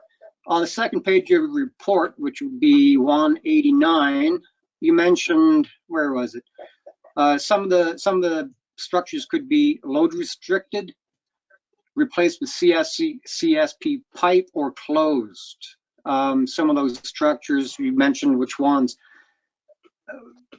How would you go about figuring out the load restrictions? Would that be assessed by the bridge itself, or do you have a basis, it's only per axle or whatever? How would you do that? And would it really be effective in the long term? Go ahead, Jim. There is a recommendation in the report there that mentioned about S114, I think it was, about doing a load evaluation on it due to its condition. Currently, it's not posted. We have money in the budget that is going to happen yet this fall, $15,000 for that study by the engineer. So they'll do that and provide us input on what restrictions it may take for load posting. So it could be 8 or 12 tons per axle. But we'll see what they come out with regarding that bridge. We do have a few that are load restricted in the township, and more of these that we can't necessarily address as being very big $1 million type bridges. We may have to look at load restrictions on them depending where they're located. Some of these bridges are on very low traveled roads. Whether those roads eventually will get closed is a possibility that we'll have to consider. So there are some variables, and we are looking at what fits the community's needs. Okay. So a little follow-up then. So each bridge would be looked at by an engineer, obviously, and then they use a mathematical formula to come up with specific loads for each bridge. So each bridge could be different, and that would certainly make a difference in where trucks go or travel goes too. So there's more to it than you think. So thanks, Jim. Thank you. Okay. Any other questions? Barbara? So to that point, to consider, even though it may be a low traveled road, it may not get a lot of heavy truck traffic. It may be a critical route for farmers to get from, field to field, or So that always is taken into consideration when we're considering load restriction or closing a bridge, correct, Jim? It will be, but again, you know, they may have to go around the block. You know, they can carry maybe a downsized load over it, but they won't be able to take the full load that they may want to carry. Some places end up putting a barrier across the top to restrict the height so that a certain height of vehicle can't go through that structure. Those are methods that are also used out there to deter the type of traffic that goes through. We have to consider those where those locations are and where those possible farm fields are or whatever. But again, to keep one farm field entrance or two open and the bridge is going to cost $1 million, I don't know if that's cost effective for the township. No, but we have to take all of that into consideration for sure. Thank you, Jim. Okay, thanks. Not seeing any more. Oh, Jason, go ahead. I guess this is the Jim. I just do a lot of travel on the roads, and it kind of, I don't know how you'd say, it blows my mind. I understand on a big wide waterway on a, you know, on $1 million bridge, but you know, you come to one that's 20 feet wide and there's two great big tiles in with no load restriction, trucks going over it, big tractors. And then the next one's the same width, then we've got to build a bridge or a box bridge or whatever. The big tiles seem so much more cost effective to me. You can throw them in a week or a few days. I never understood. I know there's so many studies, you might find a frog or something, but I think a lot of places we could throw a couple tiles in and drive on for half as much as we're going to spend on a big bridge. Maybe I'm wrong, but. Go ahead. Yeah, definitely. We're trying to address any areas that we can with those type of technologies, and it definitely is a cost savings. Not all of those structures, though, can be replaced by pipes. That's for sure. Some of those wide rivers that we have winding through, they need a bridge. They can't be done with a pipe. So. Mm-hmm. Yep, I just think it's good that you're looking at those different options. Okay, anyone else? Okay, not seeing any. Is anyone opposed to the motion? And that is carried. And next up is 7.2.2. That's the rationale and the data. I need a mover and seconder. Brian?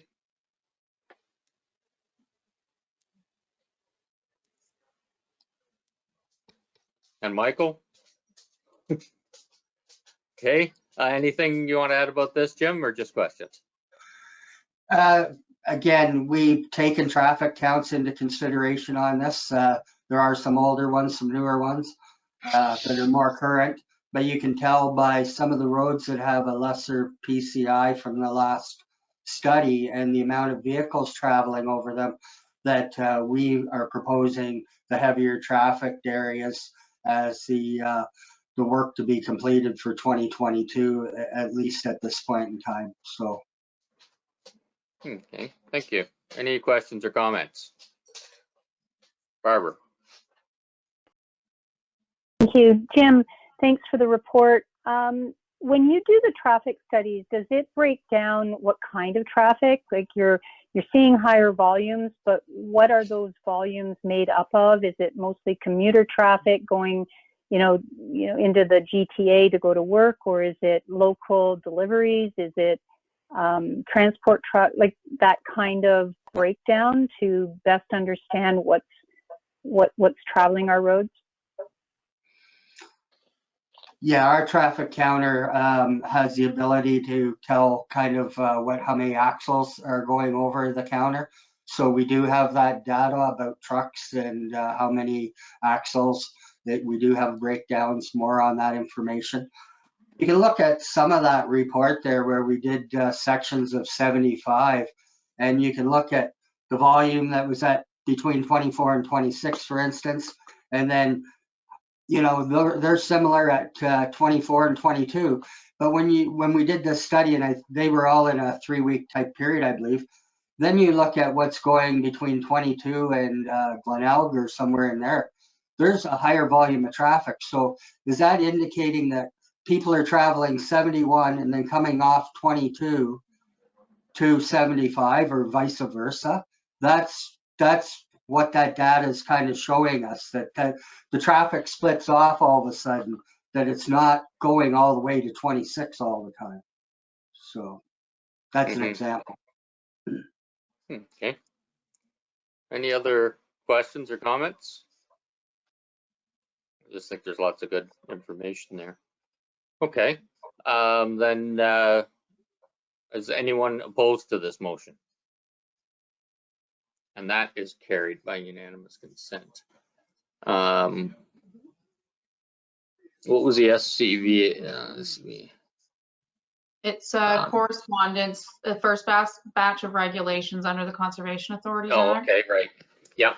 If we have a mover and seconder, we can do this one, and then we'll break. Martin and Barbara. Did you want to add anything on this, Jim? That one wasn't Jim, that was Dave. Nope. Oh, okay, Dave. Did you want to add anything on this 7.3? Oh, you just muted yourself.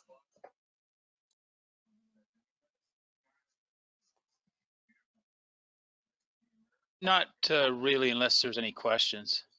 Okay, well, let's see. Are there any questions? Okay. That's done then. So, oh, Martin, almost done.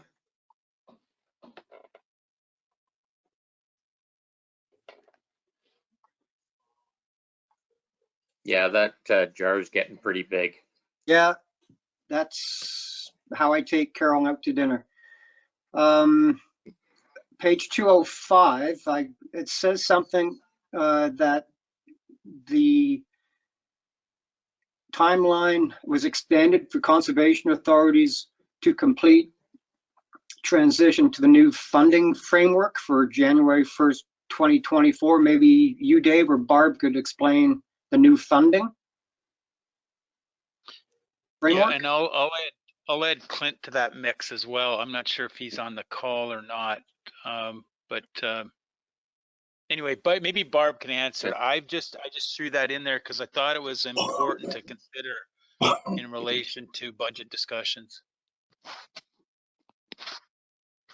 I wish I had the answers. I think the first phase has, come down. The extension of the timelines was as a result of both was a result of the consultations with both the conservation authorities as well as municipalities and upper tier, lower tier. In that, the original deadline was going to be effective the end of 2022, beginning of 23, when every municipality was going to be going through a new council. So they had asked for that extension. And I'm not sure I caught your full question, Martin. The costs associated with that evaluation are still unknown. The cost or the funding from the province has declined, never increased in 15 years and then got cut in half.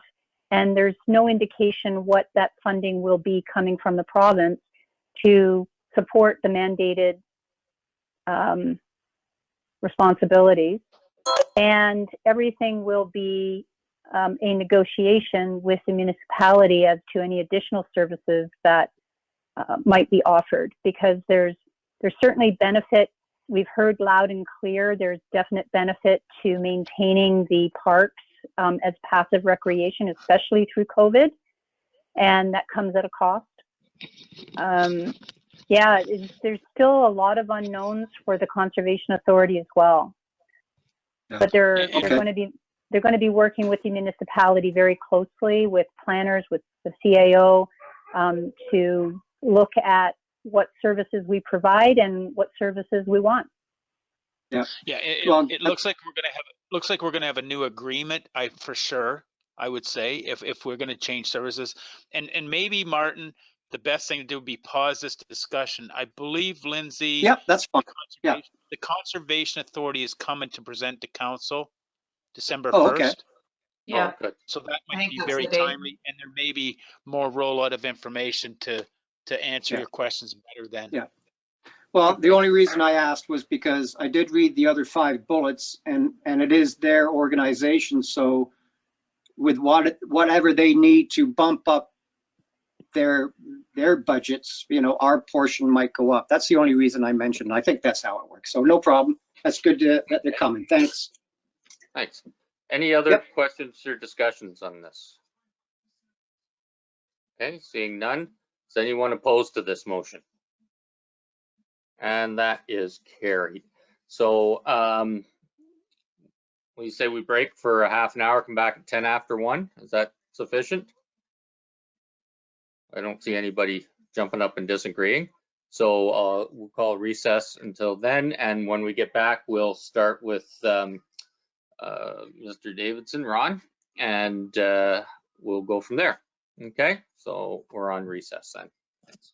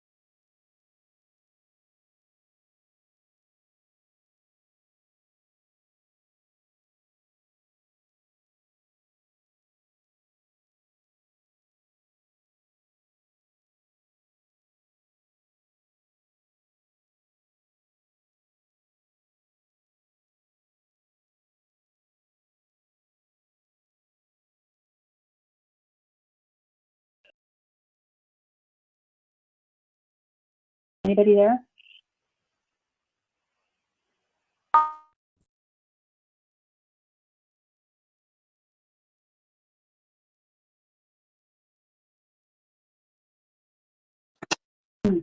Anybody there? Yeah, hi, Barb. Okay, great. I lost I can my, hear, I can hear you. okay, I lost my internet connection, so. Did you say at the other meeting that you actually spent money to get a tower up and it still doesn't work? Oh, no, something happened with my computer. It's working. I mean, I still get booted out from time to time, and internet, if the weather is bad, it has a tendency to, anyway, this is probably being recorded, so. Oh, yeah, No, it is one. it's all pretty good, Okay, that's good. but yes, I did.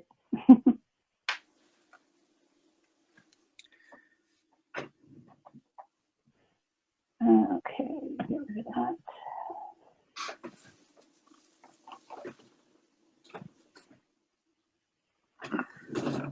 Gotta find the login now.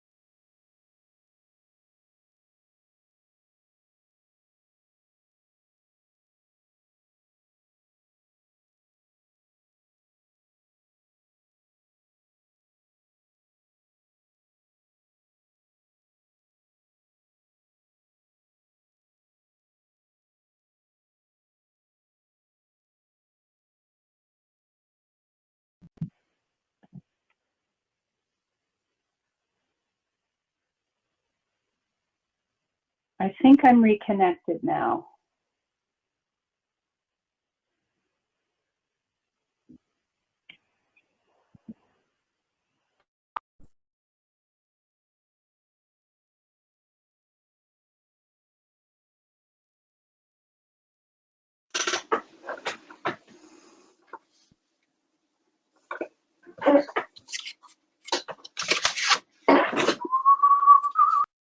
Martin, you're unmuted. Yeah, it lasts about 30 seconds and it unmutes itself. So that's fine. Cost me money.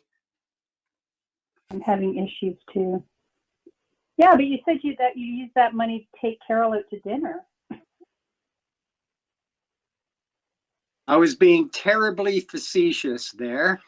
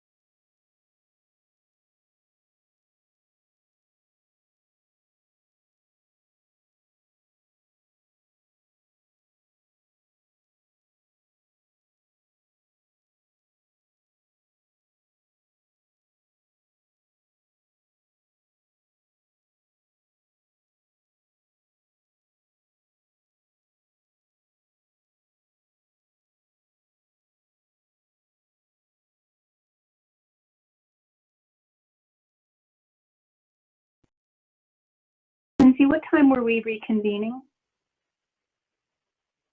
And after 1. Oh, hi. Okay, I have a minute then. Thank you. Oh, yeah.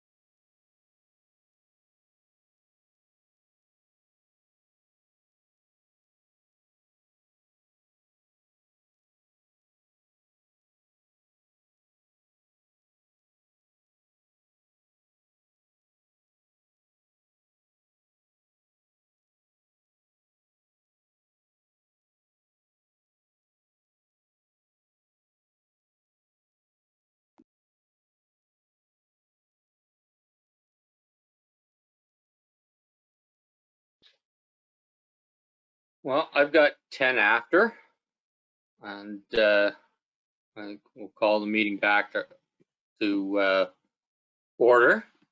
And I have motion 7.4 that we receive runs draft official plan presentation as information.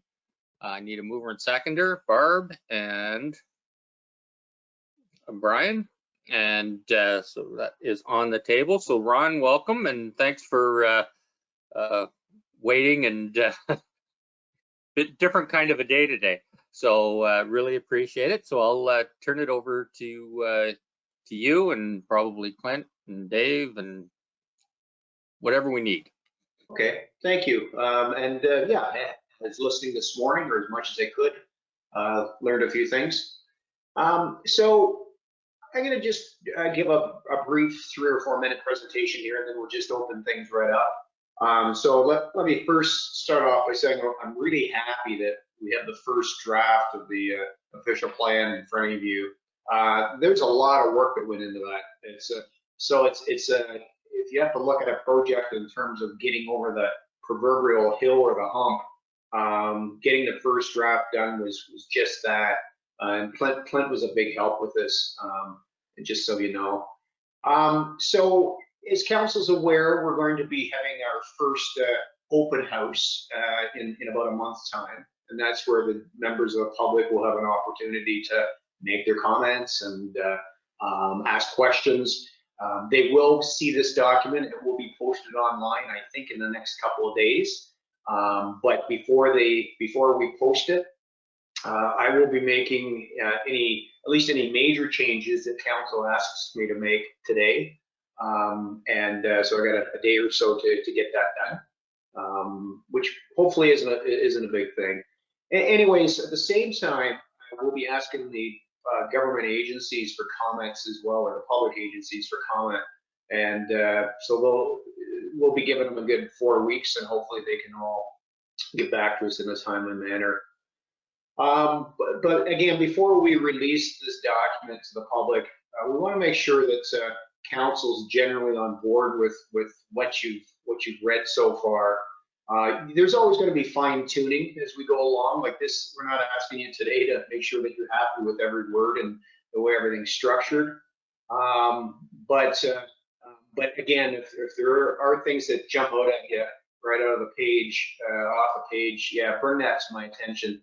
And then of course, after today's meeting, there'll be ample opportunity for council, if you care to do this on an individual basis, to send me an email or set up a time and we can have a phone call to discuss changes. I certainly welcome that. And last night, Councillor DeBreeden sent me her initial thoughts. She didn't think she was going to be with you guys today, but she was. And she sent a longer email nevertheless. And I appreciate that because I was able to look into at least a few of the things that she brought up. So again, by the time we have the open house in the, or after the open house in a month's time, there'll be some changes, no doubt.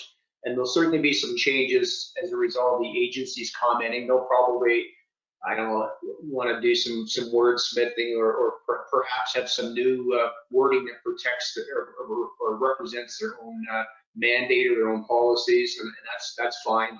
And, you typically expect the Conservation Authority to spend a bit of time looking at this. Same with the County of Grey Planning Department. Then what will happen later in January, we'll actually have our formal public meeting. So in a month's time, it's our open house, and then in January, it's where we're hoping to say to the members of the public, hey, listen, this is it. This is what we want to be approving soon. We're not jamming it down your throats. There's an opportunity to come back with comments. And then after that, council and staff and myself will work together and come up with a final version of the official plan for council's consideration. And hopefully that happens again late January at the latest. And then, as you're aware, you've heard me say this before, you adopt the official plan, but the county is actually the approval authority. So it will land up on the county planner's desk. We may see some recommended changes come from the county, but I'm guessing there won't be too many changes because they're going to let us know what their comments are, again, in the next 3 or 4 weeks. So the official plan that you have before is council